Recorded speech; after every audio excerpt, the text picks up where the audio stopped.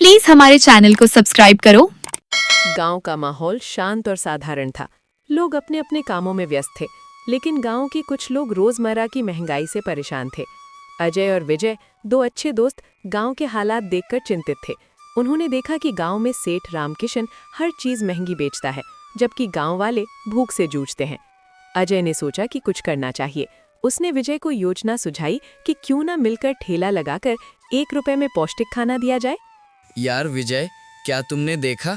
सेठ रामकिशन हर चीज बहुत महंगा देता है। रोटी, दाल, सब। हमें कुछ करना चाहिए।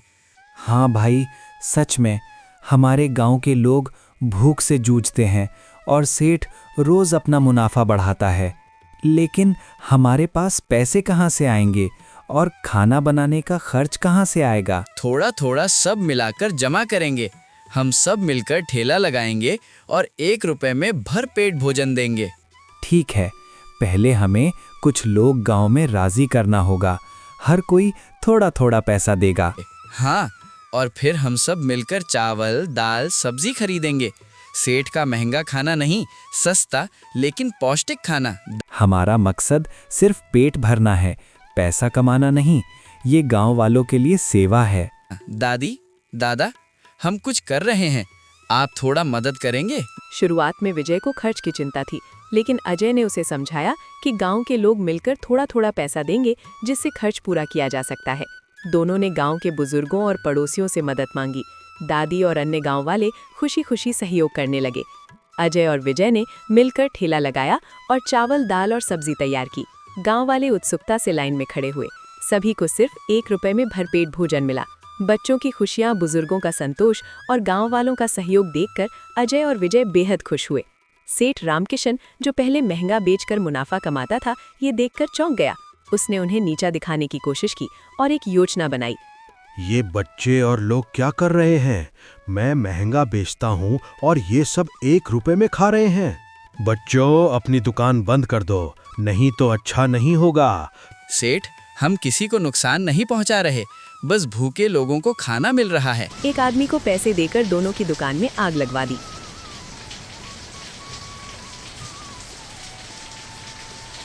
ठेले को जलते देखकर अजय और विजय का दिल टूट गया। राख में बदला हुआ ठेला सिर्फ लकड़ी नहीं था, वो गांव की उम्मीद था। अजय की आंखों में आंसू थे, लेकिन आवाज में गुस्सा नहीं, दृढ़ता थी। उसने कहा, विजय, अगर ठेला जला है तो क्या हुआ? हमारे इरादे नहीं जले। सब राख हो गया विजय। ये सिर्फ लकड़ी नहीं जली अजय, सपने जले हैं। नहीं विजय, सपने नहीं जले, ठेला जला है, हमारे इरादे नहीं। गांव के लोग इकट्ठा हो गए।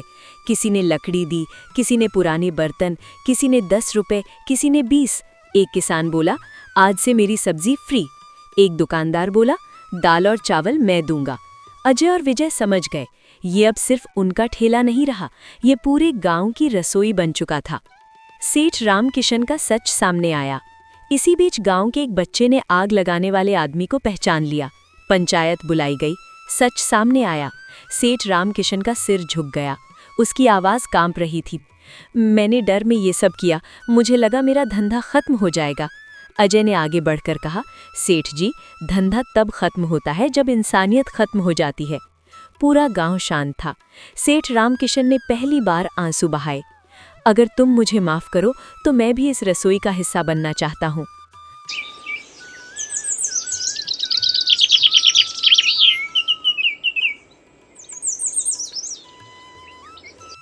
अगले दिन वही सेठ अपने गोदाम से अनाज लेकर आया।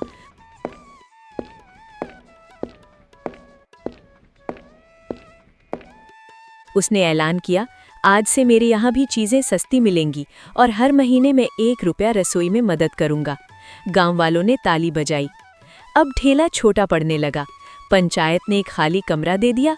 नाम रखा गया 1 रुपए की रसोई। पास के गांवों से लोग आने लगे। कोई भूखा वापस नहीं गया। बच्चे अब कहते थे, माँ, आज रसोई में दाल ज्यादा स्वाद की थी। शाम को अजय और विजय बैठकर बच्चों को खाते देखते हैं। विजय धीमे से कहता है, सोचा नहीं था 1 रुपया इतना बड़ा बन जाएगा। अजय मुस्कुराता है, क्योंकि ये 1 रुपया जेब से नहीं, दिल से निकला था। हंसते चेहरे, खाली प्लेटें नहीं, भरे पेट और एक गांव जो अब सिर्फ गांव नहीं, एक परिवार बन चुका था।